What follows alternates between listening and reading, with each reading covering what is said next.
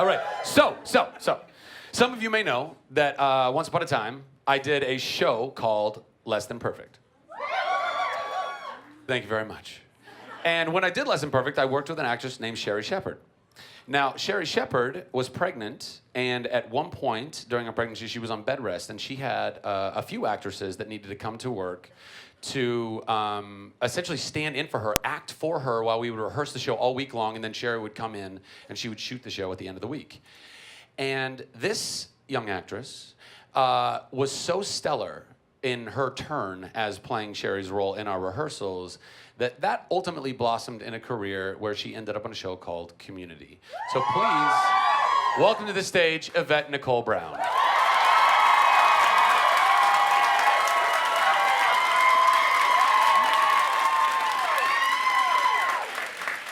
Oh, yeah.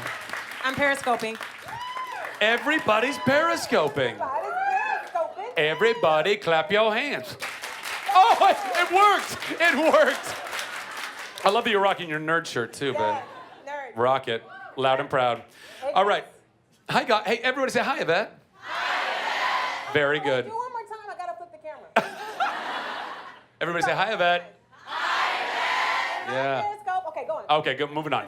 Our next contestant. So this gentleman, he and I have been friends for a long time. I think we met actually gaming, and then we have had a circle of friends and whatnot. And he's been on some really incredible shows, but mainly the reason I wanted to have him here tonight is because he's a massive nerd. He comes to Comic-Con all the time. He brings his family to Comic-Con all the time. And we may or may not play Destiny for 7 hours at a time. And he may or may not have level 34 characters of every class. You wouldn't think he's a nerd because he's so good looking and buff. Please welcome to the stage. That's not a word. Please welcome to the stage, Scott Porter.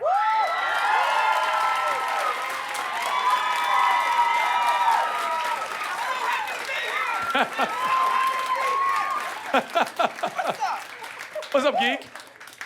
Everybody say hi, Scott. Hi, Scott. Hi, everybody. This call and response is really working well. Thank you, guys.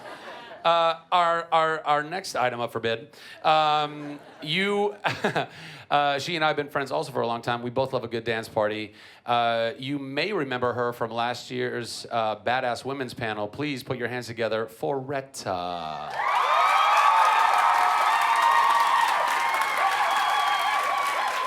Strut. Come on. Strut. Come on.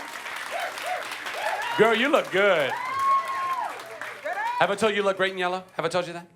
You did. I did. Earlier today, I told you that. Totes preach. Are you going to Periscope this too? I left my damn phone. Retta, I got you. Okay. Everybody say hi, Retta. Hi, Retta. Oh, God, I love this. Our next panelist is a Nerd HQ virgin. Oh. Why did that get such a response? That's amazing.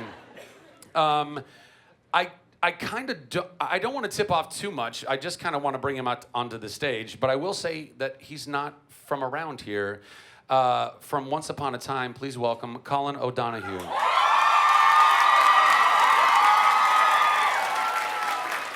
Right there. Right there. Hello.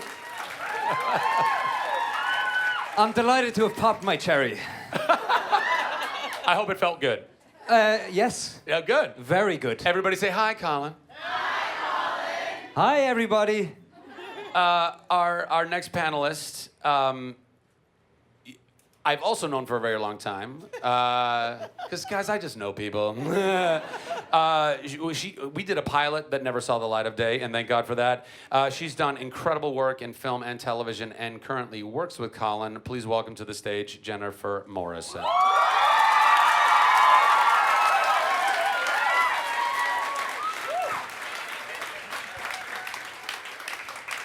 Very underdressed. Everybody say hi, Jennifer. I'm in jeans. Hi, everyone. Hi, Jennifer. And also was on our Badass Women's panel last year. I was. And was very badass. Oh, thank you. And a woman. That is true. So that worked out well. Yeah, there was no doubt about that. There's no doubt. And our final panelist tonight. I know. There should be more, right? There should be more. We'll get a bigger stage next year. Our final panelist is someone that I've wanted to get on the Nerd HQ stage for quite some time. He's a very talented actor. He is somebody that I actually personally went to and requested the blessing of, because at one point in both of our careers we had a crossing of paths and a torch was passed because he played the role of Fandral before I did. Please welcome to the stage Josh Dallas, everybody.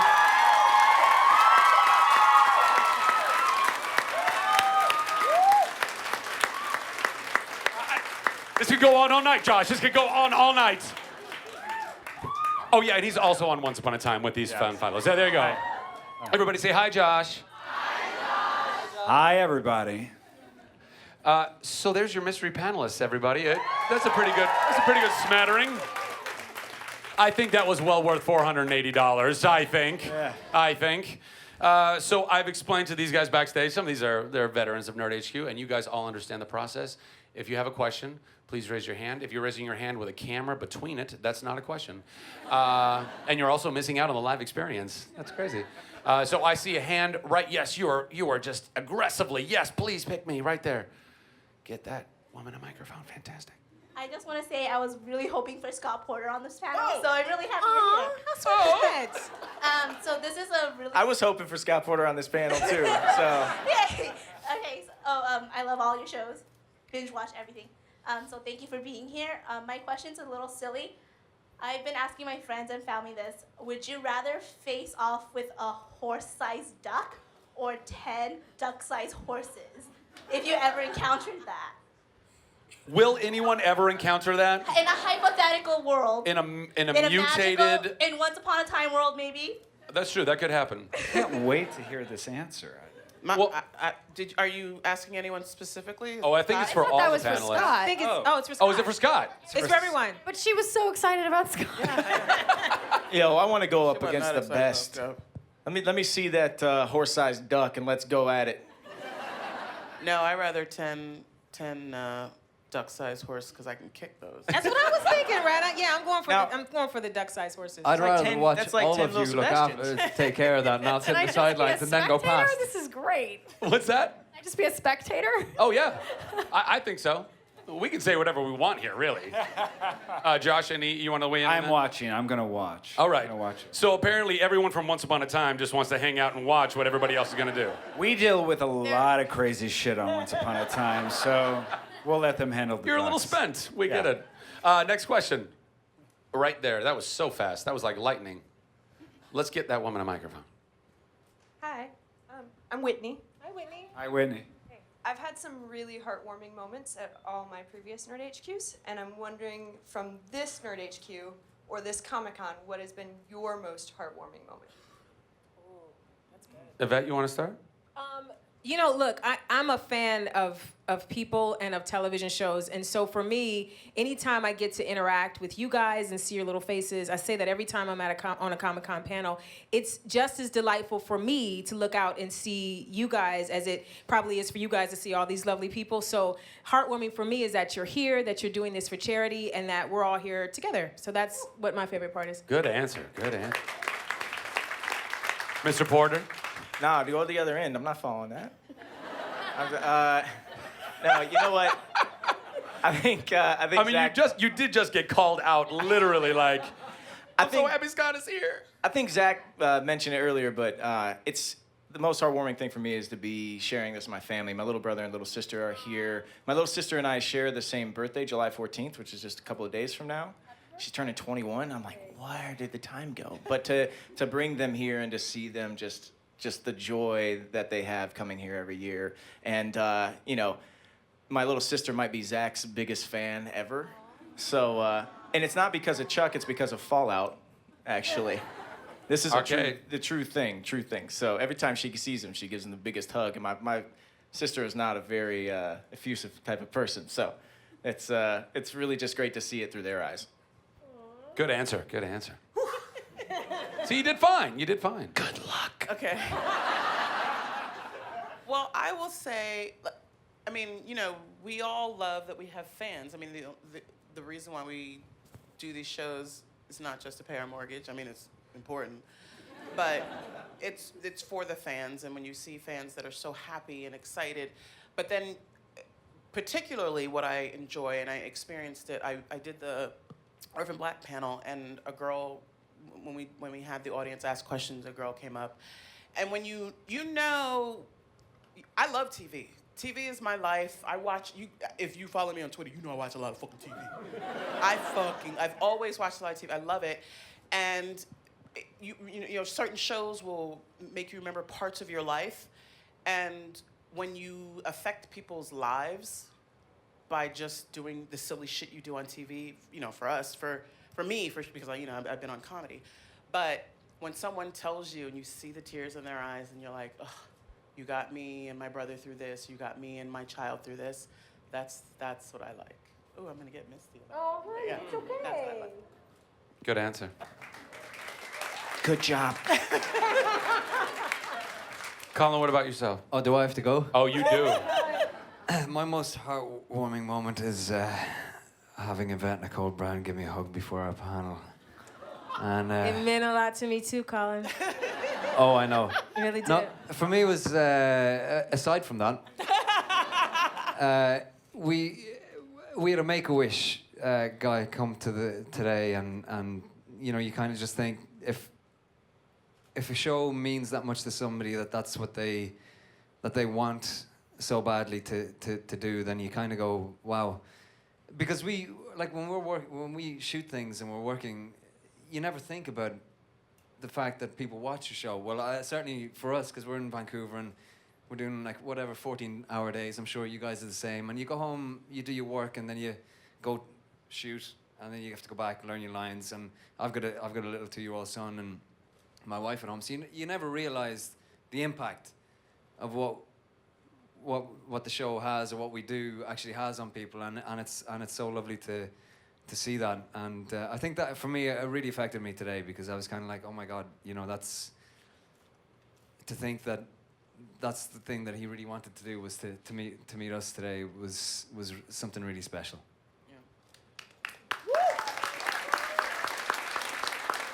Well, Colin stole my answer. So in addition to that, I did, and genuinely stole my answer. But We're just really in sync. I know, we're so connected. Yeah, you are. Um, I ship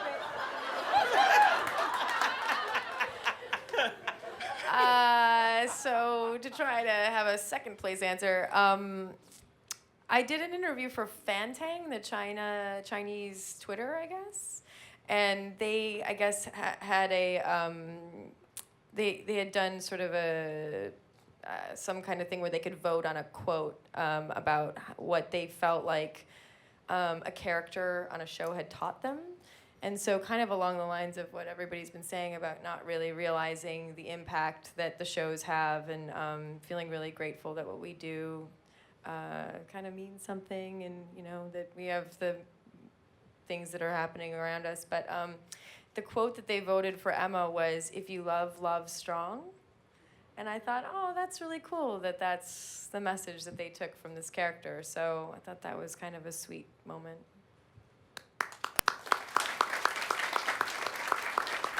No pressure, Josh. I just like applause. That's what I. Here's the thing: is he's not lying. I, you know, along the lines of what everybody else, you know, has said, you know, we've been doing this for Once Upon a Time in particular for 5 seasons, and you know, we get to do a job where we tell stories all the time, and the fact that it affects people enough to tune in every week and to have us in their homes every week is a really intimate and special relationship. So to actually be here and to be able to see people face to face and look at people in the eyes and to hear them say how much the show means to them or how much it means to their family is a great thing. It's a really great thing. It's a special thing, and that's why we are entertainers, and it's why we do what we do. So Cue thanks. applause. Thank you. And the applause.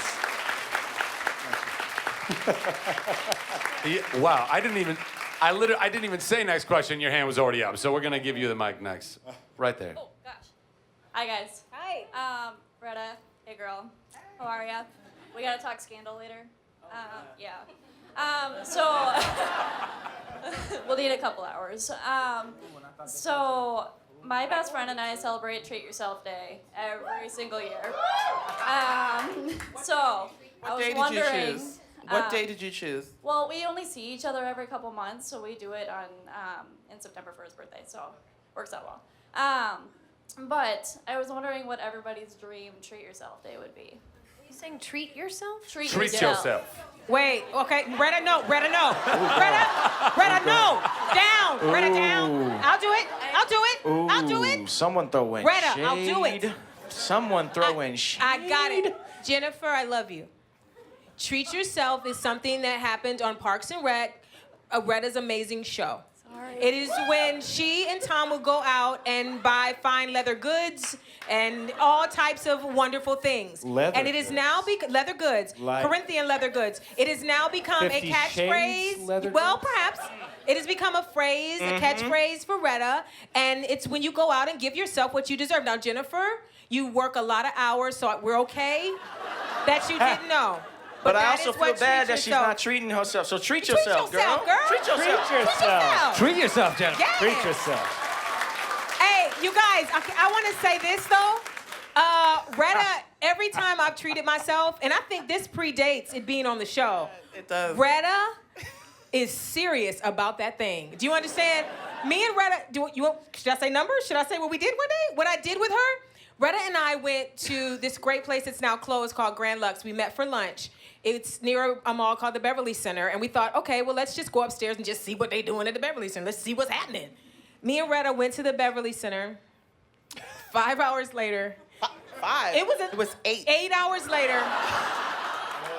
8 hours later, I left with, we both left with iPads. She had a computer. I bought a computer. She bought a Burberry cover for her iPad. I bought a Gucci purse. As one should. Yeah, we hit Sephora hard. We didn't get Louis? I thought we got Louis too. You got a Louis. She got a Louis. I got a Louis. We hit Sephora, like they literally were like, come back anytime.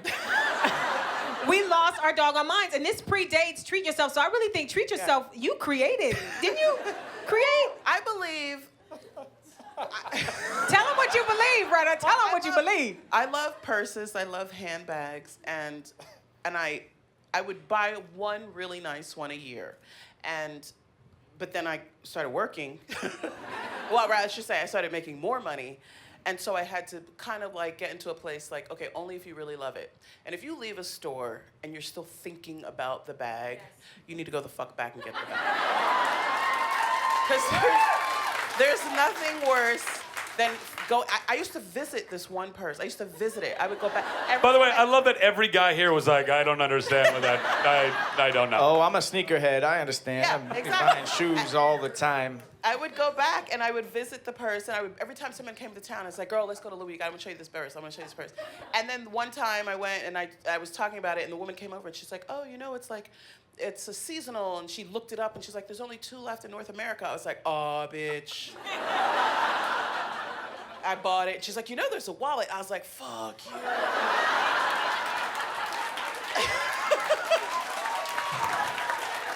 And I bought them both. But and my thing, I always have a little bit of anxiety because I'm like, I can't believe I just spent this much fucking money on a purse. And then the first person that says, I love your bag, I go, worth it. Worth it. Worth it.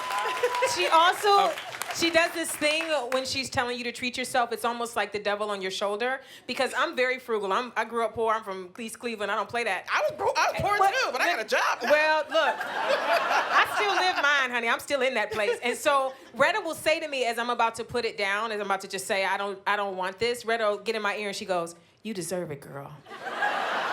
You work hard. You for work that hard shit, girl. for that You work shit hard. every day. You deserve it. Don't you want it? And then 8 hours later, a check has been left at the Beverly Center. Took that bag. Yeah, we shopped so much that day that we went down and had dinner at the same place we had lunch. That's That was our day. I'm not joking. That's serious. And that was Grand Lux. That was Grand Lux. That was Grand Grand Lux. Lux. Okay, so I think we're Rest all in aware peace, of how those the bananas. two of you sorry. treat yourself. I'm sorry. We're Sorry. very well aware of how you treat Sorry, yourself. Well, Jen didn't even know what it was, Zach. Now, come on. Oh, no. I appreciated the explanation. And we got your answer in the explanation. Thank. And I feel like Jen Is it- just didn't hear Is what she it said. gonna be Is this? it? Is it? Is it? Is it gonna be this? Oh, my God. Come on, girl. I love you. No, we do this. I love him. I love him. I do. How do you treat yourself, Scott Porter? You know? Oh no, Zachy. He's doing that on Oh, purpose. stop it. Stop it. Scott, how do you treat yourself? Man, I had a kid 7 weeks ago. Today. What? No. Listen. If you follow me on Twitter or Instagram, I was very, very aware of how incredibly strong and amazing my wife is. So she had the kid. I had a part in it. But no, he's amazing. He's incredible. And so right now, all I can think about is just like, if I get a couple of spare hours, just sitting there with him, let him lay there and just make sounds and kick and punch, and that's everything. And then every Friday, my wife will take him to Mommy and Me, and I'll finally turn on the Xbox, and that's how I treat myself.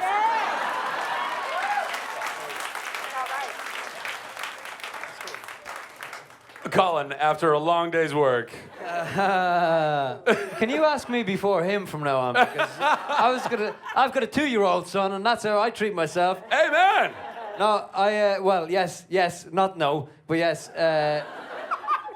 Guitars. I'm a bit of a guitar fiend, so I like guitars. We have one in the back. So many guitars. Is there a guitar at the Yeah, back? let's bring the guitar. Who With wants to be Colin. serenaded? I'm just joking. I'm sorry. No. That was terrible. This that is was not a Dance terrible Monkey joke. That Dance was time. awful. That's I'm not sorry. happening. What's your favorite guitar? My current favorite guitar is. Tell them how many you have. I think I've got 15 at the minute. You've treated yourself Really? well. Well, I treated myself when I was poor as well, because I used to gig in a wedding band and a pub band, and that's how I sort of made ends meet. And my favorite guitar is, because it means so much to me since I was 16, I have a 1972 Fender Telecaster Custom.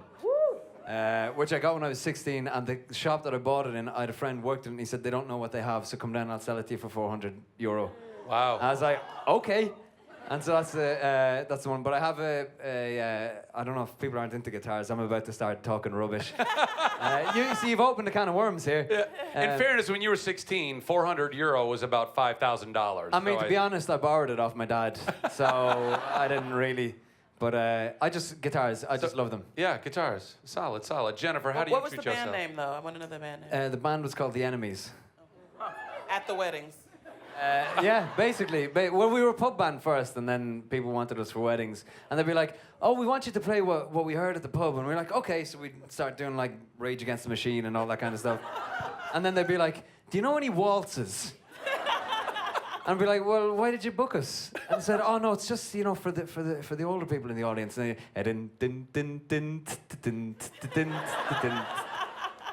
yeah, anyway. Jennifer. Well, I didn't know what treat yourself was, so that I'm trying to catch up. I feel like my business manager is going to be calling you guys about all the purses I'm about to buy. Treat yourself. I think You work hard, Jennifer. You deserve it, girl. I'm telling you. Buy the bag.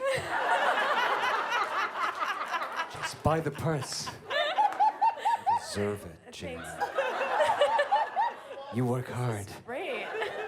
I think I would say travel, because in order to sort of have a life, I travel almost every weekend. So I work all week, and then I try to get to either LA or New York on the weekends to see my friends and my family and loved ones.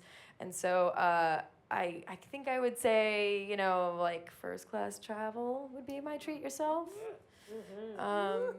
With service. Yeah, airport lounges. These maybe people are Spa rich. Express. It's all in television, bro. It's all in television. A little neck rub before you get on your airplane. I think that's what I would say. I think that's kind of where my splurge is. Is there a travel. destination that you've recently been to that you'd love to go to? Well, I haven't gotten to do a lot of distance travel because it's more about getting to my own bed. Oh, yeah. Like, I want to get either to home in LA or to home in New York. So it's more about, like, you know, getting home from Vancouver. Gotcha. Yeah. Copy that. Josh, how do you treat yourself? Speaking of beds, that's how I treat myself. I have a 13-month-old, so sleep is the ideal thing right now. So whenever I can find time to sleep, that's how I treat myself right now. Yes. Just plain old sleep. Solid. And when you're sleeping, do you dream of more sleep? Yes. Yeah. Yes. Yeah, Yes. that's a thing. I saw Unless I take Xanax with the in the Marvel night. shirt right down here in front. Ooh, nice. Hello. So I was just wondering, if you didn't go into acting, and you're all very fine actors, what would you have done as a career? Josh, you want to start? I would have loved to have been an orchestra conductor. I know that's weird, but that's what I wanted to do. I love orchestras. I love that, and I would have loved to have been able to shape music. How often do you 75 practice in front of the mirror, Josh? A lot. Wait, what's your baton? What's that? What do you use as your baton? I can't show that here. And that, folks, is a setup. Well done. Jennifer, what would be your alternate career path? I think I would be an interior designer. I think that would be what I want to do. I've sort of decorated a lot of places over the years, and I really like it. It's very soothing and relaxing for me, so I'd say that. Colin? Well, I was in a band, but The Enemies. the Enemies, yeah, who are They getting a don't lot of play publicity off waltzes. this. They don't by play the way, waltzes. so if you're looking for wedding bookings and stuff like that, you can come see me afterwards. I was going to go to art college. I was going to do fine art. So This man carves the most unbelievable pumpkin you've ever seen in your life. Like, at Halloween, he carves pumpkins that look like art. I shouldn't even be saying this because there's no way for me to articulate it as well as it is. Like, it's not like a little hole for an eye and a mouth. It's like these little slices that somehow from a distance, it's like impressionistic pumpkin carving. Anyway. I'm very good at pumpkins. He went to art school. But Same. art, I was going to go to art college. I was going to try and be an artist, I think. Nice. Retta? I was pre-med, and by my senior year, my college had put up this new neurosciences building, and I'd already been thinking of neurosurgery. And once that building was done, I was like, that was my sign that I was going to be a neurosurgeon. So, yeah. What happened? What happened? Someone said you were funny. You should do comedy. So You could have been a really funny neuroscientist, though. Oh, wow, buddy, your brain is screwed up.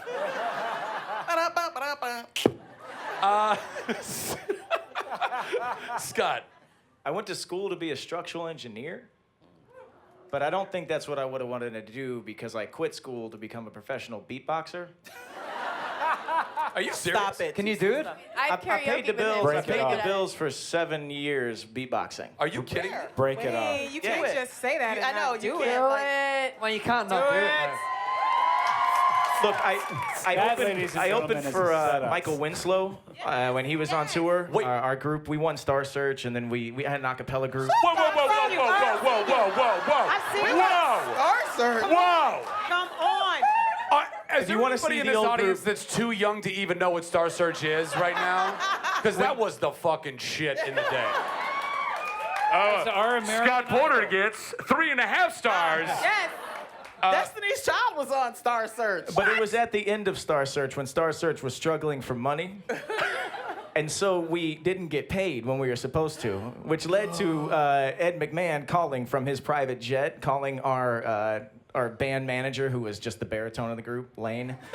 His name was Lane, and we're all like at his house, and all of a sudden this phone it's like unknown number, and he's like, "What is this?" And he answers it, and he's like, "Lance, we've got your check for you. We're sending it in the mail." And he's like, "Who is this?" He's like, "Mr. McMahon." It was like, it was this very, like, he said Mr. McMahon, which was amazing. But yeah, I mean, we won Star Search, and then we, if you want to check them out, the old group, they used to be called 4 to 5. They're called Voice Play now. They were on the Sing Off last year. Yeah, they're really, really talented. They did it all without me. Which Okay, we don't care about any of that. We want to see the beatbox. I think we want to check you out. No, All right, hold on. So beatboxing is a regular thing, right? But I also do like electric guitar with my mouth. So Do it. Whatever. So, okay. Whatever you got, we want it. We want it all. Not whatever you.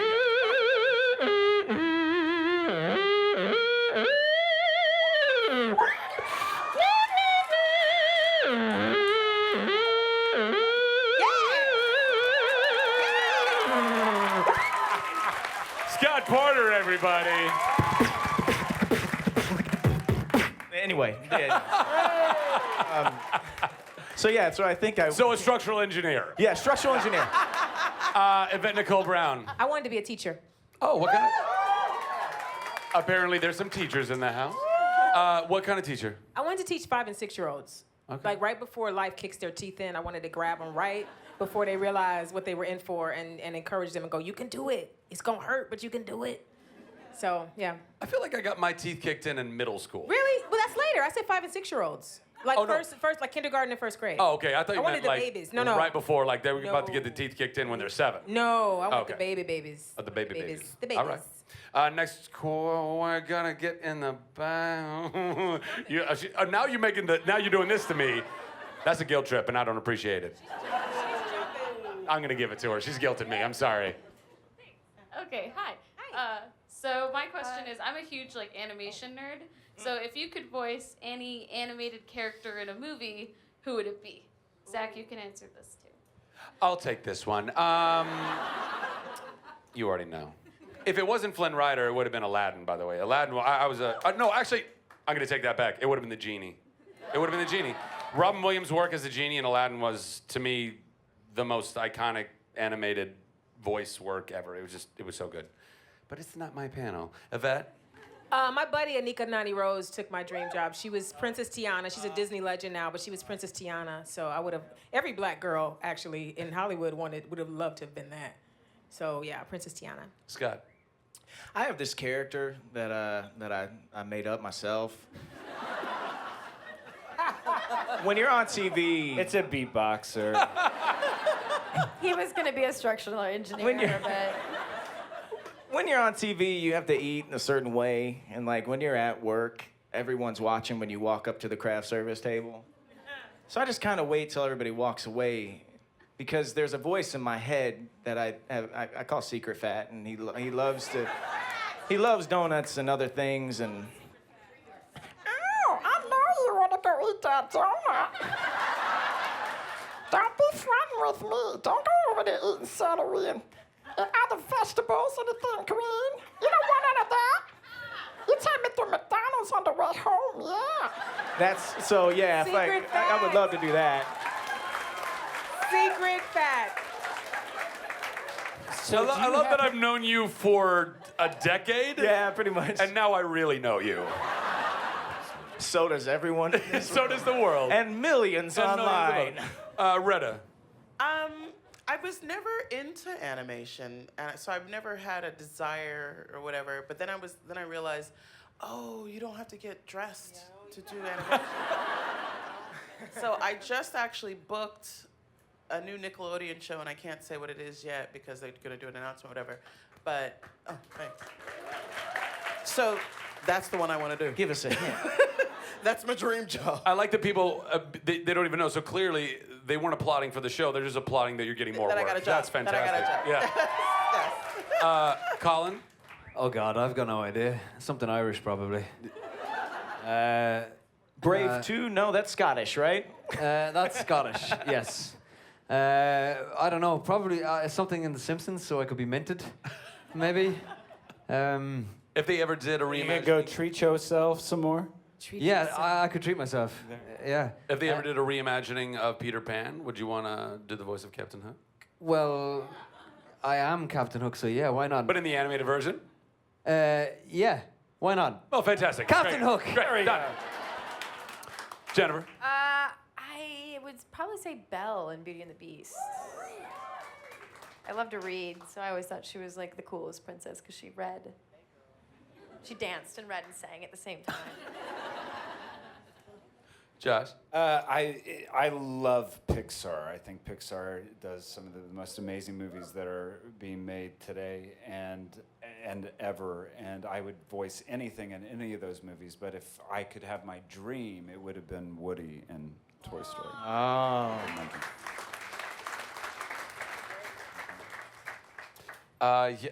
You're jumping up and down. Yes. Just in case you might have a heart palpitation, I don't want you to fall to the ground. I'm really happy that Once Upon a Time is here. Just want to say that because the show is really helped me through a lot of things. And then There we go. This is the moment. It's a most heartwarming moment. I actually really wish that Jen was in the Badass Women panel, but you weren't there, so I was kind of sad. But you're here now. And then, sorry, today has been kind of up and down. And then I saw you guys this morning at the Dogs, and then I gave you a card, so I hope you liked it. I haven't read it yet. I'm Take sorry. a breath. It's Take a breath. I will read it. Okay, and then okay, my question is for you. So you're starting to do directing work, and so it actually made me want to sort of create my own short film. So I was wondering, like, when you work on warning labels, what aspect did you focus on, and also when you encounter obstacles, how did you get through them? Because when I'm trying to write a script, and then it's really hard, and like I think of how much I have to do, and then I get really discouraged by it. Yeah, So, I yeah. hear what you're saying.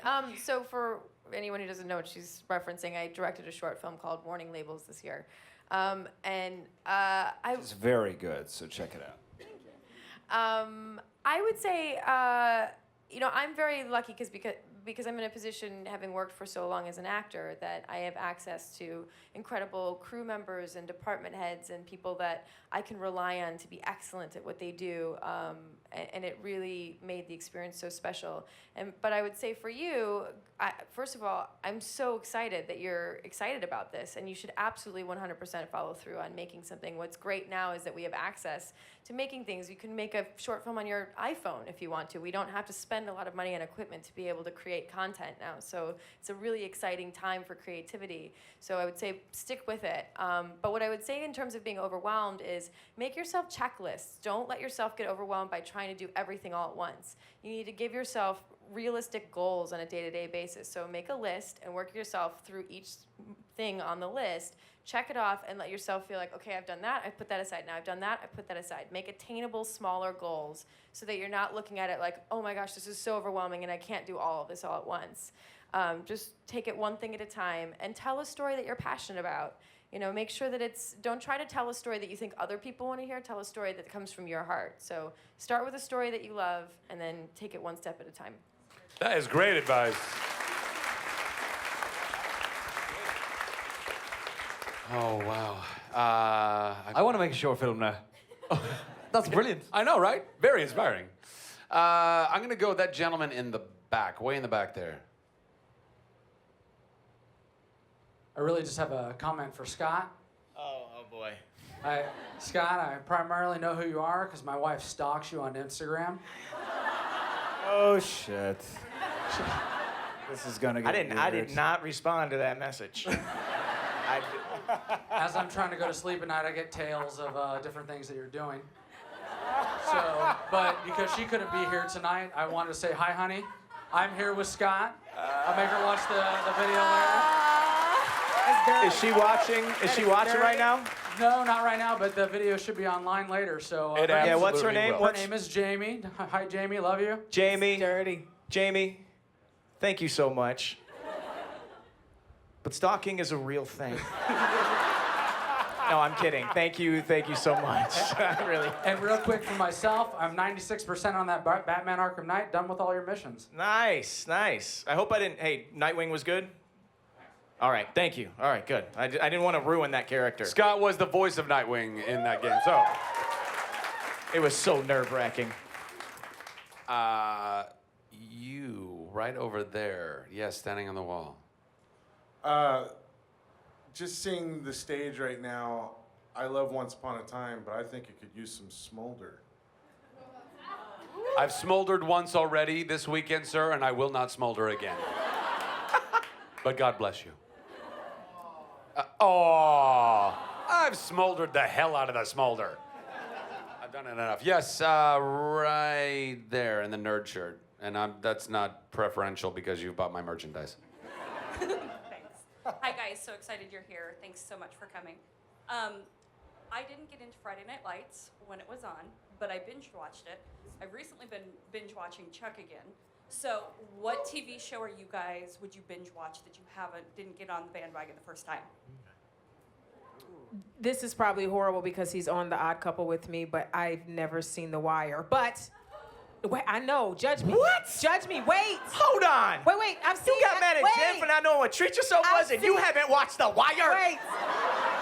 Let me fix it. I've seen episodes throughout. Like, I've had friends that are on it, so I've seen certain episodes, but I never watched from the beginning all the way through. But I just bought the box set. I'm not even using Netflix. I own it now. I felt like I needed to pay for it. So I own it, and I'm going to binge watch it this weekend, probably. I mean, when I get home, this week. In one weekend. This week. It's going to have... This week. I could do it. I'm a great binger.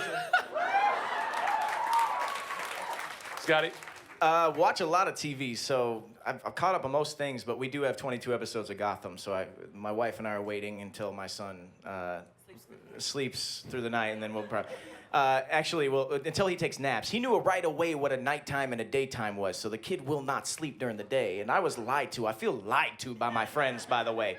I had a lot of friends tell me, oh, they sleep a lot. They sleep all the time. No, he just sleeps like I do, which is really difficult to do other things. So Gotham, I think, is what I have to binge watch. All right. Retta? I watch a lot of fucking television. I don't know what I've missed. But Sense8, have you seen Sense8? No, I have not seen that. But it's not like I didn't miss the boat. It's new. It's new. But you know what I've been thinking about? I will say I need to go finish Buffy. Yes, I need to finish Buffy, and I think I'm gonna go back and do Battlestar Galactica again. Again, okay. I'm glad you said I feel like you're just playing to the crowd right now. I was about to walk off the stage. The Wire and Battlestar. Okay, I'm glad you watched it once. Colin, sir. Hannibal is my favorite TV show. Wow. And I think it's a real shame that it's not going after the third season, because I think every episode, what they're doing for like network TV is incredible. Every episode is like a movie. It's just unbelievable. I love that. Brian Fuller's a genius, man. That guy makes Absolute some really genius. good TV. Yeah. Jennifer? I had 3 shows that I missed the first time around that I did binge watch. One was Friday Night Lights. Yes. Thank God for Netflix. Yeah, 2 was Damages, and 3 was Lost.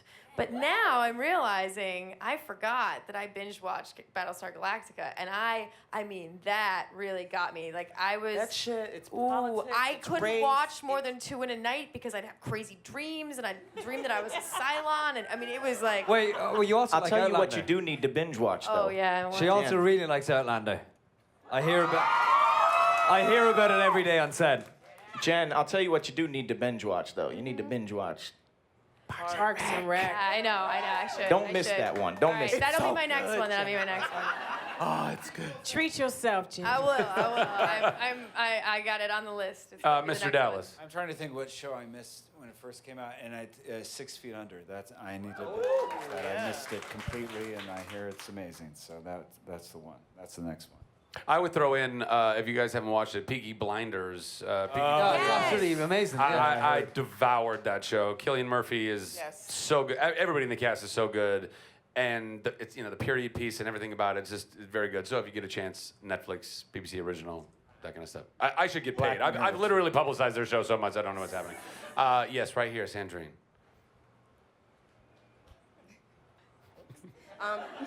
So first of all, Scott, when I was a kid, if anyone asked me what I wanted to be, I told them I wanted to be on Star Search. So now you've reached hero status. So thank you. My question for everyone, in fact, you can answer if you want because your name is in the panel. It's a 2-part question. Before you got into entertainment, what was it about it that appealed to you? And now that you've done it for a while, what do you find the most intriguing that keeps you doing it when the days get hard? Applause and applause.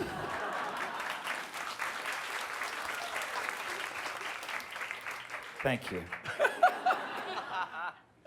JMO. Oh, sorry, I didn't realize we weren't going to expand on that.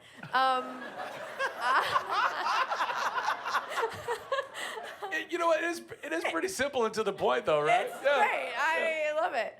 I think I was always I was always worried about like being good as a kid, and like I wanted to be a good kid. And then I think when I started acting and playing roles and stuff, I started realizing you could sort of like experiment with not being good, and like not be in trouble for it.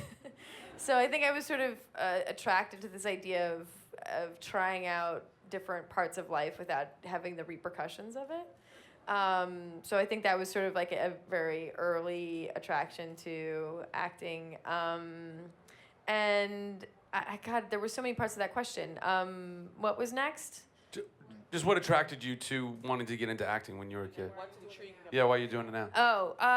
Yeah, now I kind of love the research part of it. Like, I love the building of the character and the whole thing. I feel like you get to sort of be a student for your whole life. And for me, I read tons of memoirs, and I do crazy, weird research, for Dark Emma. I've been looking at swans and swans and mythology and old fairy tales that are more obscure and things that I just would never have a reason to learn about. I have an opportunity to learn about through the characters that I play, so I really enjoy that element of it.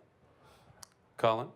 I was just a really awkward, morose teenager, and I realized that I didn't have to be myself, because nobody would. I didn't have that many friends and stuff, so it meant that I could pretend to be somebody else, and who had friends. No, but no, but that's it. It gave me a chance to escape into being somebody else, and that was sort of it. And what I love about it now is the fact that I still am able to do that, even though I quite like myself now. And people respond to it, and I get the opportunity to do what I love to do, and have like Yvette go about a show that you're working on, and she's famous, so it's great. Like, am I? No. Retta. I think I wanted to get into it because I'm a bit of a attention whore, and I'm codependent, and I feel like if you're a star on TV, you'll have a lot of friends. But what I love about doing it, and particularly now because I'm on a new show where it's not just comedy, and I get to go deep, and I get, you know what I mean? I get to Girlfriend's Guide to Divorce. Yeah, I'm on a new show on Bravo. I'll be in the second season. And the first day on set, I said to the director, I was like, I think she would cry in this. He was like, yeah, do that shit. And I got to like have release. It's almost like I get to have therapy and don't have to, and they pay me. And I'm enjoying that. I'm enjoying exploring, doing other things other than just trying to get the laugh. Yeah, Scott. My parents met in a rock band in the 80s called Ruckus, and I was like my dad's roadie. You're so fucking diverse. There's so many things happening on the couch never next being to on me. a panel with Scott. I mean, anytime I see his name on a panel, I'm like, Ever no again. way, just let him talk. No, I was like my dad's roadie at 5 years old. I'd like put his drums together, and I'd like sit with the bouncer and like play foosball and shit. Oh my. And so I watched my dad and mom perform, and I was like, that would be really fucking cool to do. And then my grandfather, who was an Air Force colonel, was like, I'm leaving. Bye-bye, everyone. Thank you very much.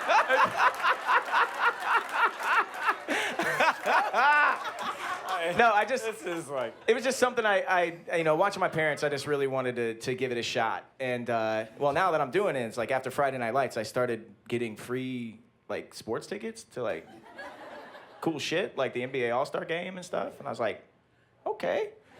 And I started doing voices in video games, and they started sending me video games. I was like, this is fucking cool. I get a lot of free shit from doing this. So that's what keeps me going. I don't even like what I do. No, I'm joking. I'm surprised you didn't just drop the mic after your final answer. Yvette. I kind of look at this from another way, probably, because I'm not a trained actor, and I really do feel hacky most of the time. Like, I don't know what I'm doing half the time. But I do like the idea that it can be an offering to people. It's something that you've been given that you can give to people. So the way I can make it okay that we get attention and we get applause and we get free stuff, because it really, we are very blessed.